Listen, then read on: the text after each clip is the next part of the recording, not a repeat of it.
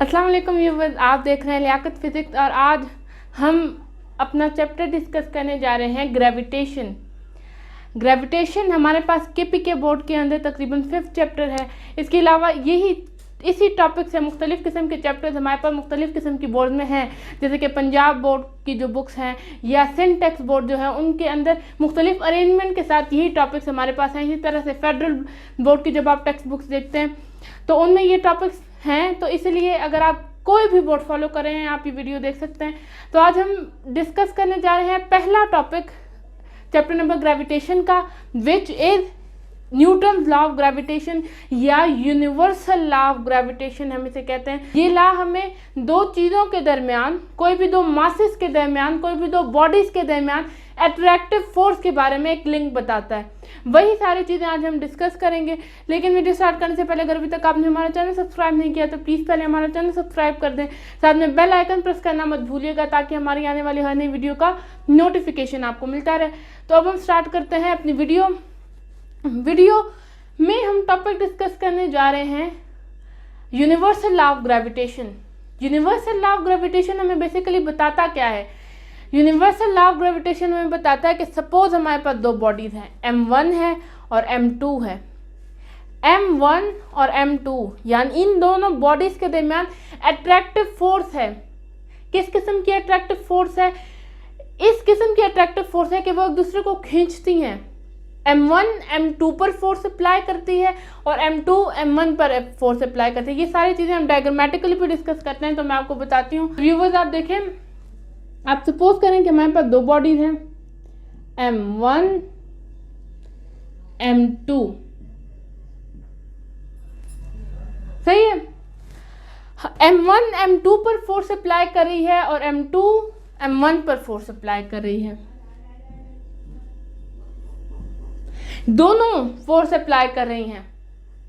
दरमियान में वो जो फोर्स है, कौन सी फोर्स है? ग्रेविटेशनल फोर्स जो है, अट्रैक्टिव फोर्स जो है, उसके नतीजे में दोनों बॉडीज एक दूसरे पर अट्रैक्टिव फोर्स अप्लाई कर रही हैं। दोनों बॉडीज जो हैं उनकी अपना मैग्नीट्यूड है फोर्स अप्लाई करने का और उन दोनों के दरमियान एक खास डिस्टेंस भी मौजूद है। सही है, देखें आप, ये डिस्टेंस है इन दोनों बॉडीज के दरमियान, जिस फासले पर ये पड़ी हुई हैं, और उसके अलावा ये दूसरे पर अट्रैक्टिव फोर्स अप्लाई कर रही हैं। न्यूटन लॉ ऑफ ग्रेविटेशन हमें बताता यही है कि यूनिवर्स में जितनी भी बॉडीज हैं, वो सारी बॉडीज एक दूसरे पर अट्रैक्टिव फोर्स अप्लाई करती हैं। वो अट्रैक्टिव फोर्स क्या है वही आज हम डिस्कस करेंगे। तो आप जानते हैं कि हम हर लॉ को किस तरह से लिखते हैं, पहले उसकी स्टेटमेंट लिखते हैं। तो न्यूटन लॉ ऑफ ग्रेविटेशन की स्टेटमेंट ये है कि this law states that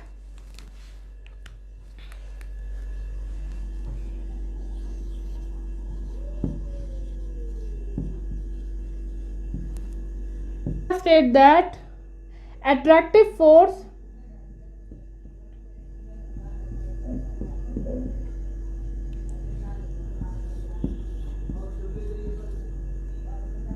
between bodies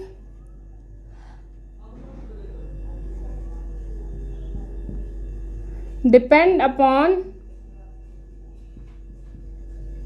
the product of their masses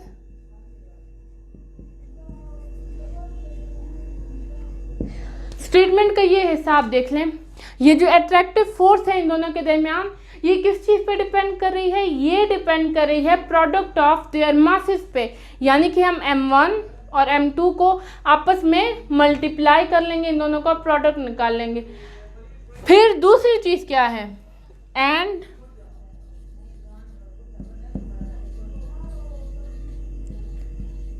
inversely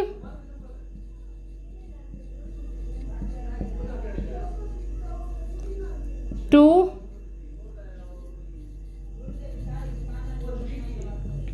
square of distance.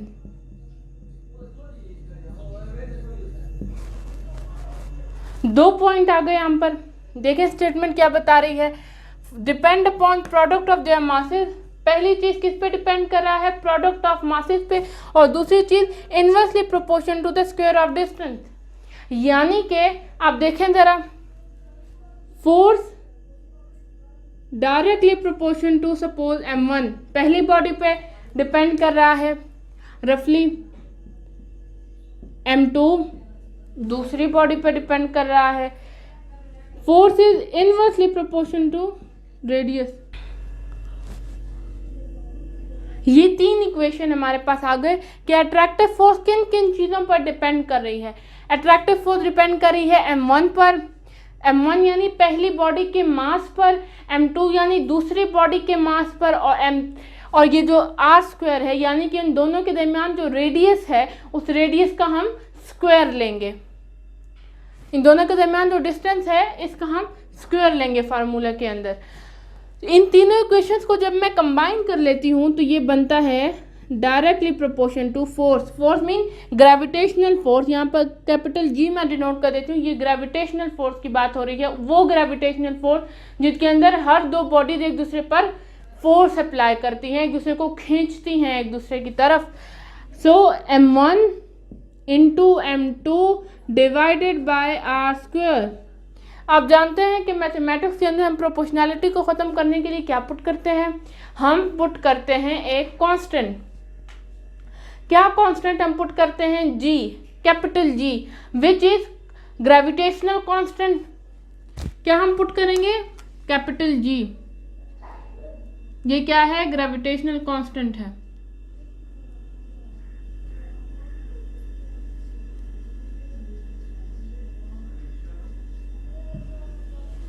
तो हम F यानी gravitational force is equal to capital G into m1 m2 divided by r²। हमने इन तीनों equations को combine कर लिया और proportionality को ख़त्म करने के लिए हमने क्या पुट किया? ग्रेविटेशनल कांस्टेंट को। तब हमारे पास इक्वेशन क्या बन गया? Gravitational force is equal to capital G which is gravitational constant into m1 into m2 divided by r²। ये हमारे पास एक मैथमेटिकल वैल्यू आ गई। किसकी वैल्यू आ गई?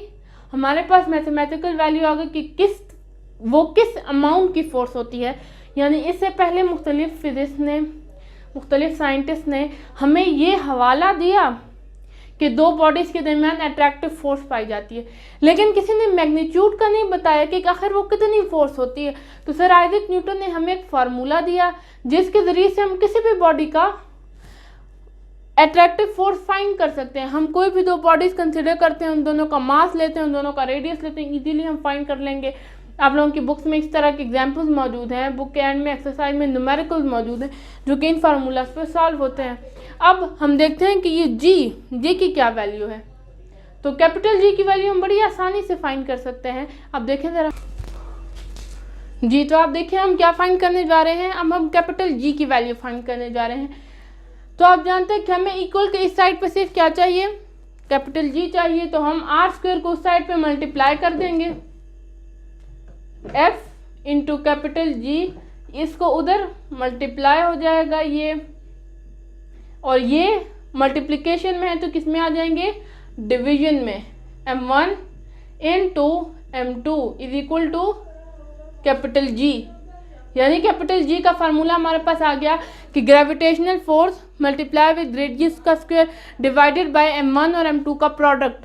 तो आप देखें कि हम जब G की वैल्यू फाइंड करते हैं, कांस्टेंट वैल्यू है G की, क्योंकि मैंने आपको बताया, तो G की जब आप कैलकुलेटर से वैल्यू कैलकुलेट करेंगे तो इसकी वैल्यू निकलती है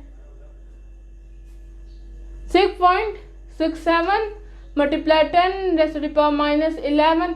यूनिट आप देख लें, फोर्स का यूनिट न्यूटन, रेडियस का स्क्वायर मीटर स्क्वायर, और केजी और केजी 2 kg हैं, और ये नीचे हैं तो ये ऊपर जाएंगे तो क्या हो जाएगा? इन्वर्स हो जाएगा ये। तो ये हो जाएगा केजी इन्वर्स स्क्वायर। यूनिट आपको पता चल गया ना, न्यूटन मीटर स्क्वायर पर केजी स्क्वायर। ये क्या आ गई हमारे पास? वैल्यू आ गई ग्रेविटेशन की। तो आज आपने डिस्कस किया किस चीज़ के बारे में? Newton universal law of motion के बारे में, Newton universal law of gravitation के बारे में। इसमें हम ये बताते हैं कि दो बॉडीज एक दूसरे पर अट्रैक्शन रखती हैं। अब आप कहेंगे कि अगर ये बात है कि दो बॉडीज एक दूसरे की तरफ खींचती हैं तो फिर हम वो अट्रैक्शन फील क्यों नहीं करते? ये यूनिवर्स में बड़ी बड़ी बॉडीज हैं, वो एक दूसरे पर फोर्स अप्लाई करती हैं, तो आखिर फिर वो एक दूसरे की तरफ अट्रैक्ट होती क्यों नहीं है? तो देखिए, वो अट्रैक्ट इसलिए नहीं होती, आपने Newton third law of motion पढ़ा है, वो मोशन इसलिए नहीं करती, आपने एक्शन और रिएक्शन को पढ़ा है, तो क्योंकि एक बॉडी और दूसरी बॉडी, यूनिवर्स में बहुत बड़ी बड़ी बॉडीज हैं। सपोज करेंगे m1 है, ये m2 है, m1 m2 को अपनी तरफ खींचती है, सही है। ये जो m1 है ये m2 को यूं अपनी तरफ खींच रही है कि ये मेरी तरफ आए, जबकि m2 m1 पर फोर्स अप्लाई कर रही है कि ये मेरी तरफ अट्रैक्ट हो। अक्सर औकात ऐसा होता है कि दोनों का मैग्नीट्यूड सेम हो जाता है, तो इफेक्ट कैंसिल हो जाता है। आप जानते हैं एक्शन और रिएक्शन को, कि दो फोर्सेस का मैग्नीट्यूड सेम हो जबकि डायरेक्शन ऑपोजिट हो, तो वो एक दूसरे के इफेक्ट को क्या करती हैं? कैंसिल कर देती हैं। और इसीलिए यूनिवर्स में बड़ी बड़ी बॉडीज आपको स्टेशनरी हालत में नज़र आती हैं, उनके दरमियान फोर्स मौजूद होती है, लेकिन क्या है, वो एक दूसरे के इफेक्ट को कैंसिल कर रही होती हैं। फिर अगर हम अपना मास चेक करें और अर्थ का मास चेक करें, अपना मास चेक करें और मार्स का मास विजुअलाइज करें, तो देखिए हमारा मास और अर्थ का मास के दरमियान जो रेशो है, हम बिल्कुल अपने मास को नेग्लेजिबल कंसिडर करते हैं, यानी हमारा मास तो एग्जिस्ट ही नहीं करता उस मास के सामने। तो इसलिए हम फोर्स इसलिए फील नहीं कर पाते क्योंकि हमारे जो मासेस हैं वो बहुत कम हैं, मासेस इतने कम हैं कि हम उस फोर्स को बिल्कुल नेग्लेजिबल कंसिडर कर सकते हैं, सही है। इसके अलावा मैं आपको ये बता दूं कि ये फोर्स नेचुरल फोर्स है, ये मतलब कोई मैकेनिज्म नहीं है, कोई साथ में ऑपरेटर्स नहीं है, ये फोर्स नेचुरली बॉडीज के दरमियान मौजूद है।